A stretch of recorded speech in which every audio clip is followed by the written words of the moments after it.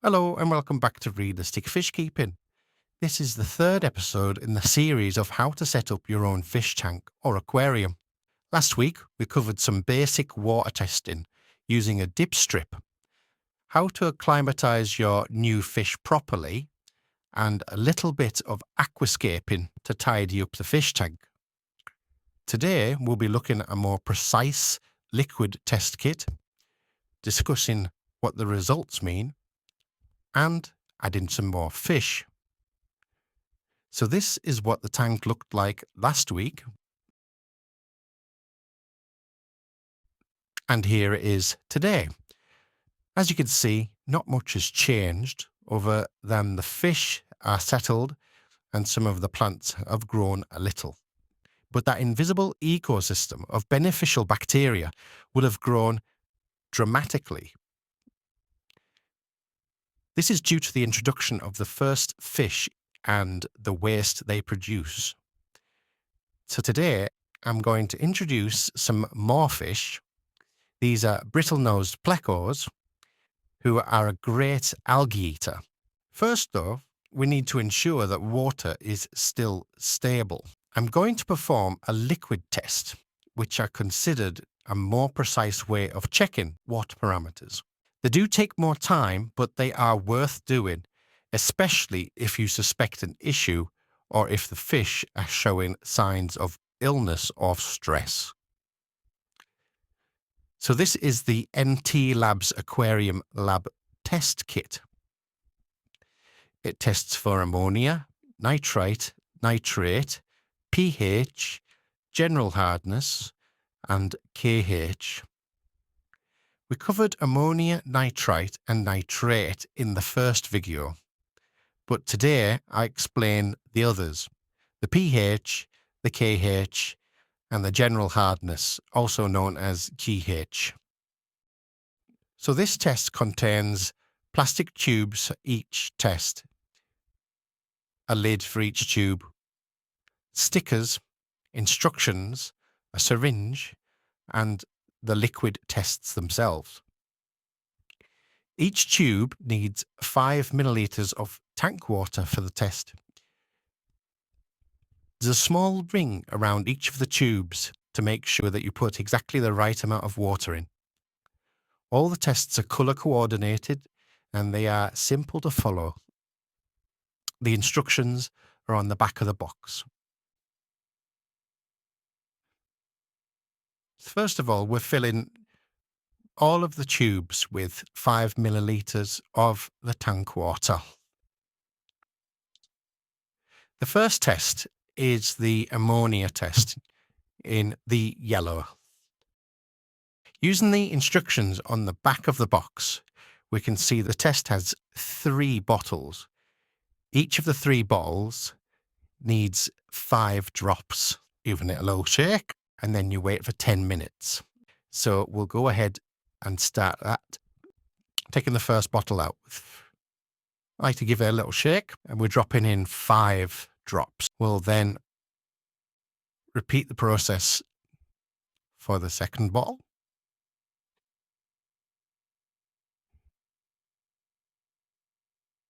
And again for the third bottle.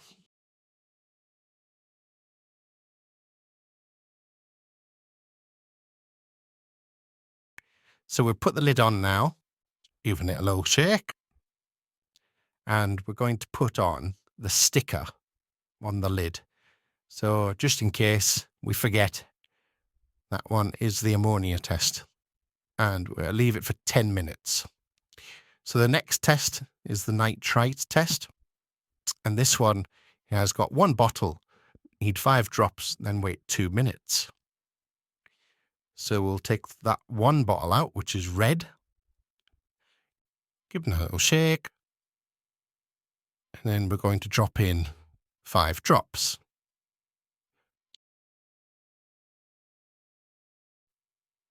Putting the lid on,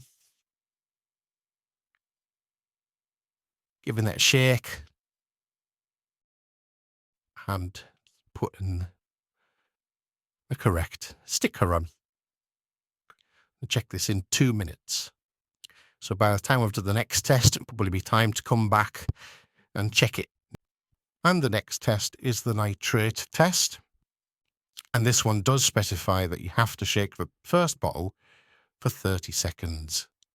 You then need to add 6 drops of the first bottle, 6 drops of the second bottle, then shake and leave for 10 minutes. We're taking out the first bottle. We're going to shake it for 30 seconds. This is the only clear bottle, which indicates that it needs to be shaken for 30 seconds. It's not necessary to shake the other ones, but I do feel like if it's been sat in the cupboard or in storage, they might have settled, so it's good to give it a little shake, but this bottle needs 30 seconds of shaking. So we can go with the 6 drops. Moving on to the second bottle. As you can see, that one's white, but still going to give it a little shake. I'm going to put 6 drops of that one in. Put the lid on. Give it a shake.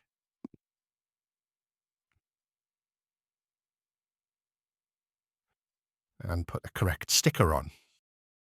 This one has the sticker stuck over it. That's not very helpful.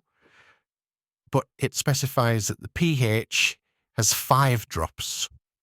There's only 1 bottle, and it can be read immediately. So we're going to put in the 5 drops of the 1 bottle. It does specify that it only reads pH between 6 and 9. Neutral pH is 7. And certain fish species like it different ranges, but more on that in a bit. And we can read it immediately. It looks like we've got a pH of around 7.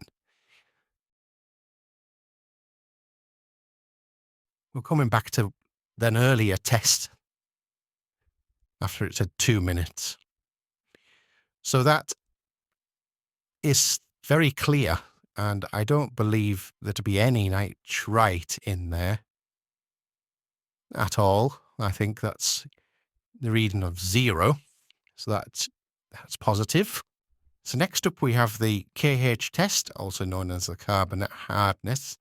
And this is a little bit different because we need to add 1 drop of the bottle and shake until the solution goes yellower. I count how many drops it is, then that gives us the reading. So we're doing 1 drop, shake, 1 drop, shake, 1 drop, shake, and so on until it turns yellow. So in this case, the number of drops before it turned yellow was 4. And if we turn our attention to the results chart, at the bottom, there's a green tick that says anything equal to or greater than 7 DKH is a good result according to this test. More on that later, but for now, we got 4, so it's a little bit under what we want it to be. Now on to the general hardness test, or the GH test. This one has 2 bottles, A and B. Bottle A needs to be added twice, so 2 drops and a shake. And similarly to the KH test, we're dropping 1 drop and a shake, 1 drop then a shake until the solution turns from pink to blue. So starting with bottle A, we're going to add 2 drops.